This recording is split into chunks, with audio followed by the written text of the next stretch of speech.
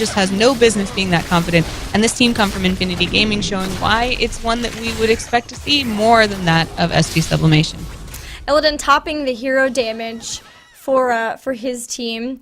Definitely dealing a ton, but I think there's one that shows self-healing maybe. We'll try this. Self-healing, yeah. So Illidan, as you can see, does a lot of self-healing. So on top of having all those Rhaegar heals, he also gets self-healed too. Rude. Rude. Rude. Oh, Gumball! Zeratul way out of position, unfortunately. And now, probably not going to be able to contest as Infinity Gaming just goes ahead and steals this boss right out from under SG Sublimation's nose. It looks like Lily may be trying to make a break for the tribute, knowing that Infinity Gaming is grabbing that boss, but I don't think she's going to be in time, and she knows it too. She backs off. They're going to let them grab the curse as they just grabbed a boss, and that is going to spell disaster for SG Sublimation.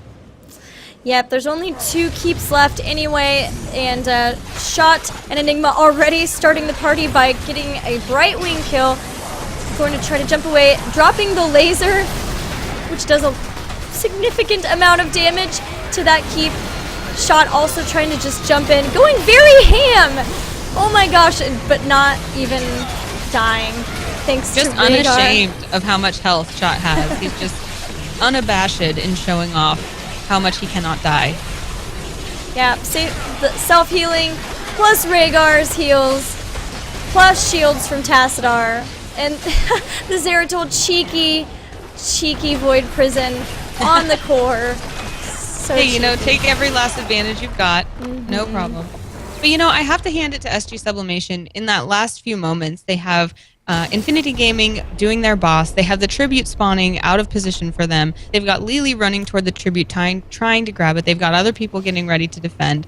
They really are in a situation where they don't have a lot of good options, and the temptation at that moment is to just maybe dive in and try to do a team fight to steal the boss back, or maybe Lily dives in and tries to grab the tribute. But all of those situations were a no-win situation. There's no way that they could have gotten out of that unscathed, and it would have been a waste. So they had at least enough knowledge to go and say, okay, the best thing we could do is get a really clutch pick in this final team fight. And if we do, that'll give us a chance to take whatever space we have left to kind of try to assert ourselves in this game. Unfortunately, they didn't get it, but I think it was the right choices made, and that shows a lot of restraint on the part of SG Sublimation. So I want to give them a lot of applause. Oh yeah, so much restraint from not trying to just run in. I'm very proud of Lily for not trying to run and grab that tribute.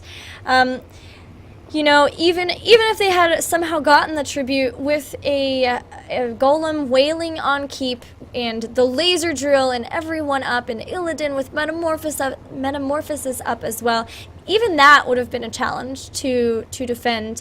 But with the curse on top of it, so much damage. But that's going to be Infinity Gaming moving on as well. And I think Infinity Gaming, if I'm correct, will be fighting the winner of our last game. Yes, Cats Gaming, or the Severely Impaired Cats and Hats of Wild Growth Gaming, in our first semifinals. We're still waiting to see who will be in our other semifinals. We'll have to see what game we'll have for you guys next, guys. But for now, we're going to take a quick break while we figure that out. Thank you so much for watching the HeroesHype Amateur Series. We'll be back soon. So long for now. Bye.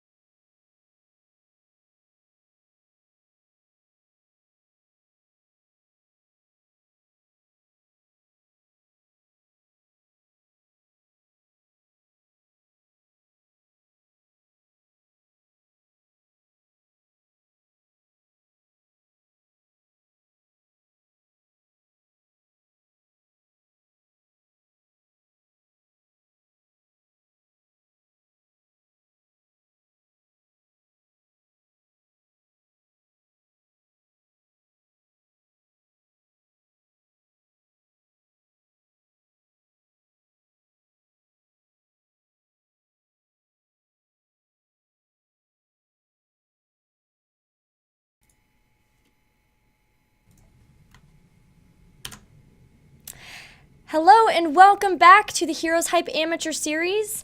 I am Gillyweed and I'm joined by Anna. Hello, I'm Anna Prosser Robinson. Thrilled to be here with you on the Heroes Hype Amateur Series. Please be sure to give lots of love to them. They've been awesome having Gilly and I here, and we are having tons of fun. We're about to get into the semifinal match. And I actually do not know these team names.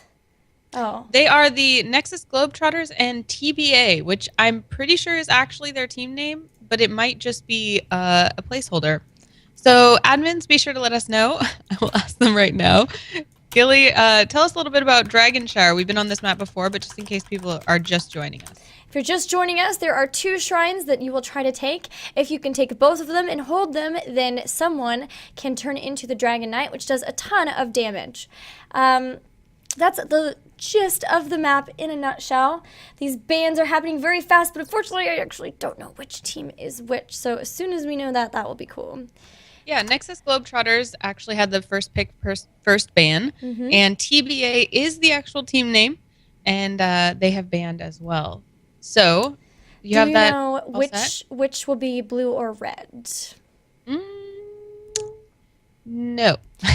Let me Sorry, find out. guys. We usually check this before, but these guys got hopping into the draft so fast that we just had to go live really fast. So we've got Nexus Globetrotters who have banned Sergeant Hammer. We've seen that a ton. And of course on Dragonshire, that's totally normal.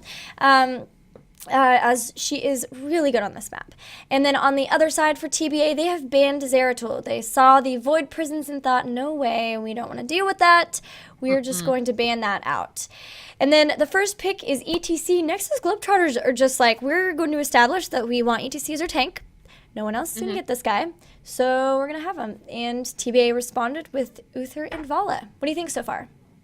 You know, we've seen ETC be more on the last pick end. So interesting that Nexus Globetrotters really wanted ETC for themselves. That's cool. I'm really into picking heroes that you know you're good at. Excuse me. And I think that, you know, ETC's been proven solid. They know he's got that stage dive. Maybe it's going to help them with getting shrines, which is great.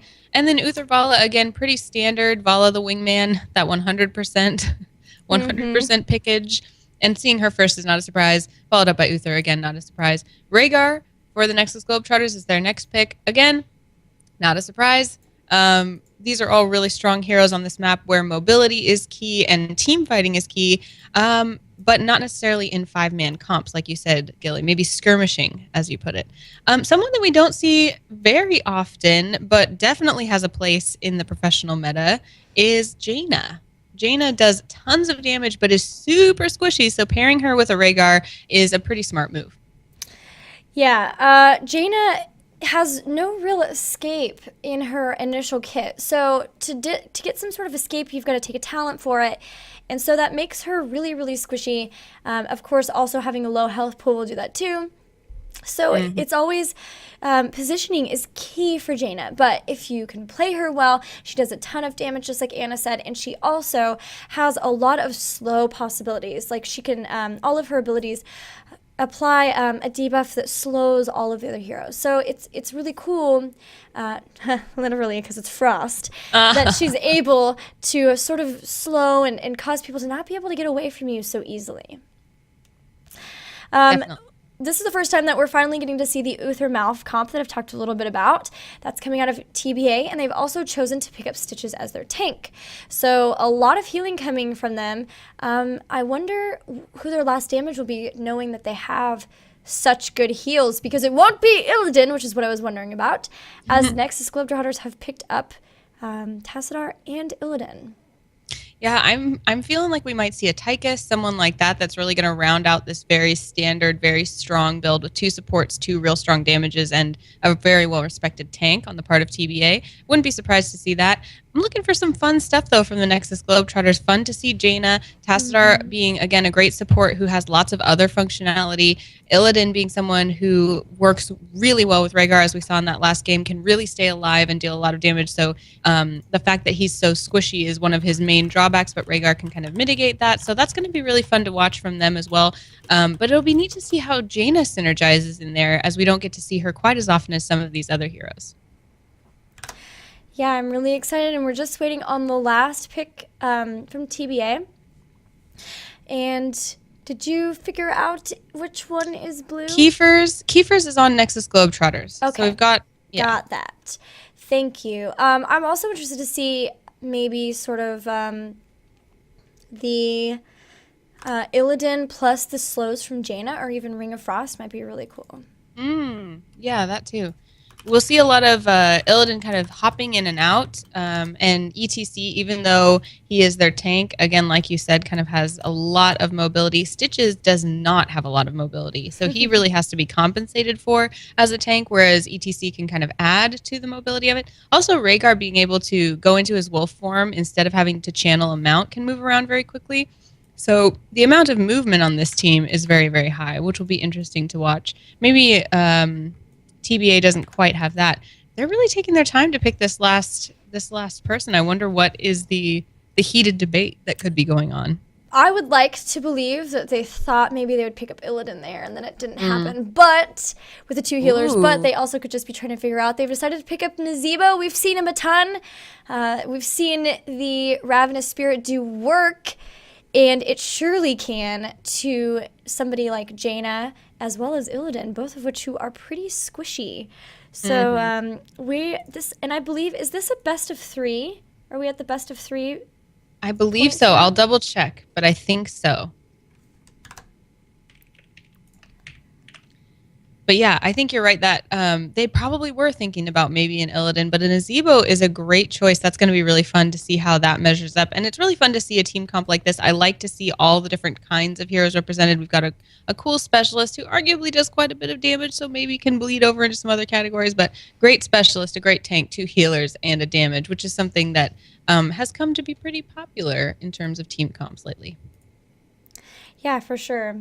For sure. And this will be a best of 3. We have it confirmed. So if one team falls first, they have 2 more chances to make it up to themselves. So this will be great. Awesome. Well, I am ready to see how these picks are going to play out. Nexus Globetrotters looking a bit large on my overlay. Maybe I can fix that here really, really fast as we start to get into the game. Maybe. I'm going to ready up. Oh, I was. Never mind, we're going with it. Here we go, game 1 of the semifinals between Nexus Globetrotters and TBA, and we're on the Dragonshire. It's going to be a good one.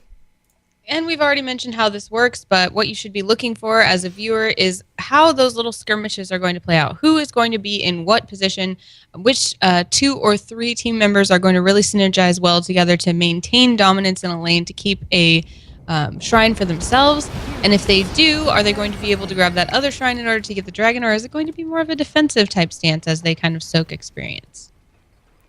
We can introduce you to the teams as well. We've got Kiefer's on the Nexus Globetrotters here in blue. Kiefer's is on ETC. We have Anxiety Lol on Tassadar, Bella Morte on Illidan, Teebs playing Rhaegar, and Caustic's playing Jaina. That is for the Nexus Globetrotters, who are in blue.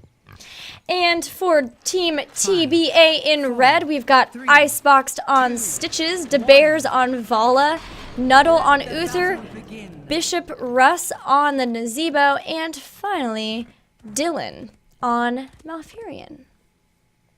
Yes, indeed. And they are going 4 deep on mid here with the Nexus Globetrotters, really wanting to assert some dominance mid for one reason or another.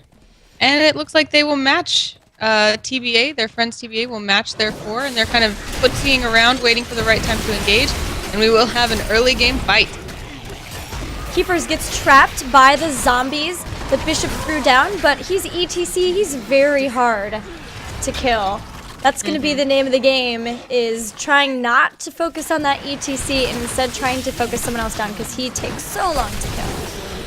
Absolutely. We see Malfurion and Illidan facing off in the top lane here. Bella Morte with quite a poetic name, running around trying to push things in just a little bit. And the rest of the team's kind of fighting their way between mid and now bottom lanes. Really like the idea of Illidan versus Malf thematically. It's very pretty cool. So. Unfortunately, Dylan, is a healer, but he is able to do a little bit with his Moonfire there, so we'll have to see how that goes up top. I think their main concern as TBA is just to keep that bottom shrine. They're not too concerned with having that top one for now. Yeah, the early game dragon is not necessarily as important as late game dragons. The dragon does get more scary as the game goes on. So a team can deny an early game dragon and not be too worried about trying to get it for themselves, or they can be not too worried about even letting the other team grab it because they know they can defend a lot easier. Although this bottom shrine is being quite hotly contested. Yeah, Keepers and Anxiety Law and Task tried to come in and do something to that gazebo, but they were able to get away. No problem, and still quite a bit of posturing as both teams head into level 4 and have their second set of talents. Yep, we see a red bottom shrine and a blue top shrine. Not unusual when teams are very well matched, such as in this case. They're going to really try to get a good pick so that they can grab both shrines, but if they can't, they're just going to be conservative. We do see that no mercenaries have been taken yet, which is similar to the game we saw before. Teams are mostly concerned with making sure that these shrines stay in the right possession, and we are seeing a little bit of blue creep over it this time, so maybe we will see the Nexus Globetrotters be able to activate the Dragon Knight, although getting someone into the middle to grab it is yet another thing. Yeah, there's getting the shrine, and then there's taking the Dragon Knight. Absolutely. Sure. I do like that. It seems that our Nexus Globetrotters are sort of going just for sort of a 1-1-1, or even just heading up when they need to get experience and otherwise leaving and trying to gank, and that's really interesting. You have to be right on top of your game to make sure that you're not missing out on experience, which so far you can see they are. They're right neck and neck. DeBear's dropping a lot of damage on Keepers, but we've said it before, ETC, so tanky. He's just going to be able to run away, hit the well, and now he's back with a ridiculous amount of health. It's a really good point, Gilly, that a lot of people feel like they have to be standing static in a lane in order to gain experience. But especially on this map where it's not a very long way to run, bouncing back and forth and grabbing experience, then running back down and fighting is a really great strategy, which takes quite a bit of coordination to do. But they seem to be pulling it off quite nicely. Yeah, all you have to do is be there when the minions die, and you will get the experience from them. So now both shrines have been taken by TBA in the time that Nexus Globetrotters have been running around. They were able to get both shrines, but just in the nick of time, Bellamorte on Illidan grabs the top shrine, and now both shrines have been grabbed just as quickly by Nexus Globetrotters. This is back and forth. Talk about a tick-tock match. Really, both teams... Again, we talked about this, how you can just kind of get a Dragonshire match that's just two people running into each other and butting heads for a good, you talked about even 14 minutes. Mm-hmm. Are we going to see a 14-minute dragon here, Gilly? I don't know. I would love it. But we'll have to see. He might just get a keep with the first dragon if that were the case. Right now, they're also staying neck and neck with experience. That's amazing. Just to see that even with all the moving around and all of that, shrine taking as well, they've been able to keep up with experience too. Have we even seen a death? I don't think we've even seen a death. Nope. 0 kills on behalf of both teams. And in this situation... Oh, did we just... What? Oh, sorry. I think I was not looking in the right place. DeBear's nearly died, and then they were able to save him. So really clutch save there on Vala. Wow, so still maintaining that 0 kill situation. But on a map like this where both teams now know that they've got to contend with another equal force pushing against them, so they have to kind of be really strategic about what can we afford to lessen up on in order to take an advantage, or do we need to be standing here defending or pushing up against our opponent? So if, for example, they decide, I want to take a mercenary camp, which they did, who can we afford to pull out of lane in order to do that safely without losing experience, without losing health, without getting a pick against us or something like that? Now they're able to have these giants pushing bottom lane while they can do some other tasks. Not a huge advantage, but something that will allow them a kill.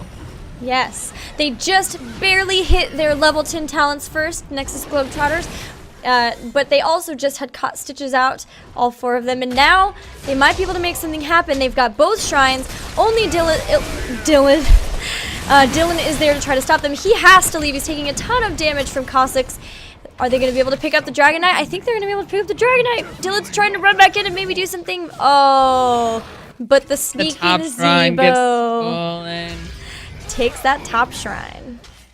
Yeah, this match is one of those games where casters love to watch it, and there's not a whole lot you can say about it other than, wow, look how well both of these teams are playing, responding to each other. They really are doing a good job of making sure that if the other team were to make